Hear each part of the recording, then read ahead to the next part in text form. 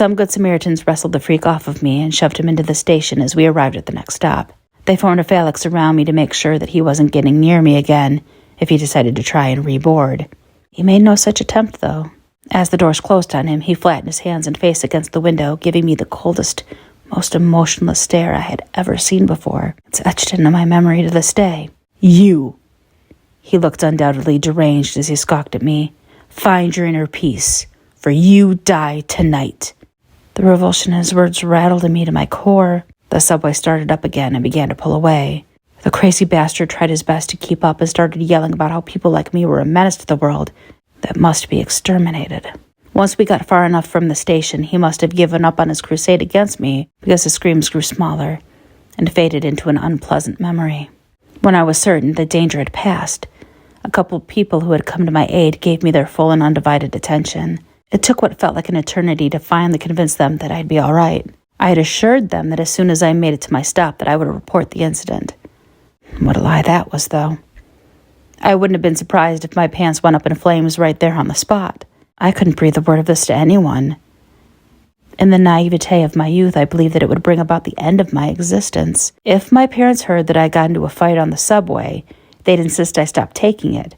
I'd never be allowed out of their sight again, and I'd be the only one being driven to college by his mommy. I had a reputation to uphold. At least this was before the days of social media and cell phones that could warp information light years away with a click of a button. I got up and headed toward the back of the car where it seemed to be a little less crowded, to take a moment to collect myself. My hysterical heart rate slowly calmed as I leaned back and caught my breath. That was probably the biggest confrontation I had gotten into since middle school. As peace began to flood over me, I noticed that there was one small tender spot on my arm that wasn't going away.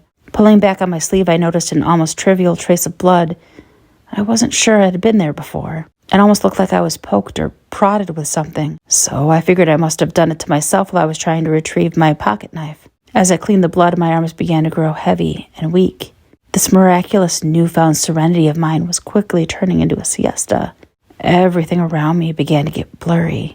The last thing I remember is vaguely piecing together some muddled conversations of the other passengers before everything finally went dark.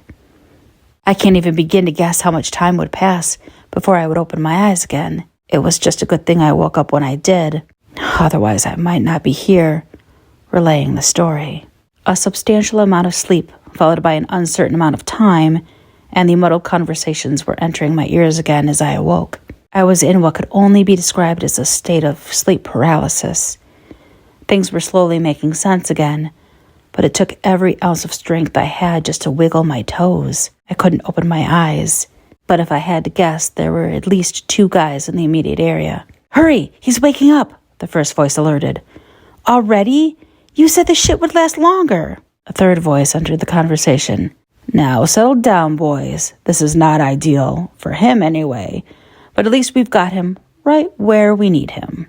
That voice sent shivers down my paralyzed spine. I pried my eyes open and took a second to adjust to my surroundings. We weren't in the subway car anymore. No, this was different. This was somewhere in the tunnel. Standing above me was that crazy bastard I fought from earlier.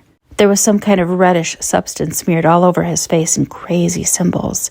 A few that I could actually make out appeared to be pentagrams or something of that nature. The feeling in my neck began to come back. I slowly jerked it around to try and make out more of my surroundings. I was right. The guy had 2 other people with him. They were all huddled around me in a circle.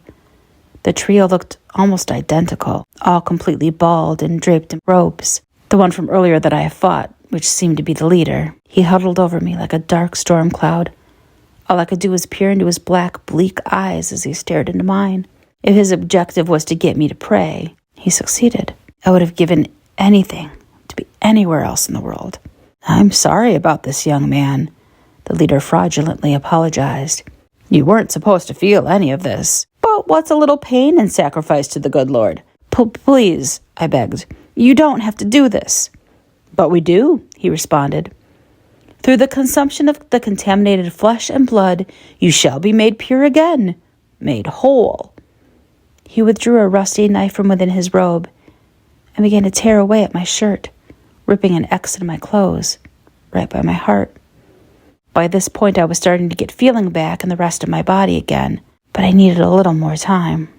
Since I could now talk a little better, I began running my mouth as fast as I could, anything to keep him occupied. Come on, man, please. I'm sorry about earlier. Just let me go. Nothing has happened yet. Let's just forget this whole thing. You've seen inside of our sanctuary. I couldn't possibly let you go now, he responded. Come on, I begged. I'll give you all my money. Bribery? How dare you? One of the man's followers shouted.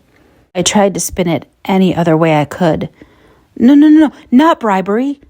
Call it a gift. Think of it as a donation to your sanctuary and your cause. Oh, the leader devilishly chuckled. You're already giving the greatest donation of all. Your body and blood. He raised the rusty knife high in the air. Suddenly, the feeling started to come back in my arms and legs. I could feel the weight of my wallet and my pocket knife still in my jeans. The crazy bastards must have never even thought about trying to rob me in the first place. Well, thank God they never thought to check for a weapon. As the feeling entered my body more and more, I began gingerly inching my hands towards my pocket. Perhaps in the darkened tunnel, they wouldn't notice. Well, I said, if this is how it's going to be, may a condemned man at least be granted some final words? Say your piece, young man. The leader nodded his head. Might I suggest a Hail Mary? I could feel my pocket knife slithering out of my jeans and into my hand. Have you heard the good news? I began to whisper, slowly descending into a roar. Make peace with your God. You're the one dying tonight.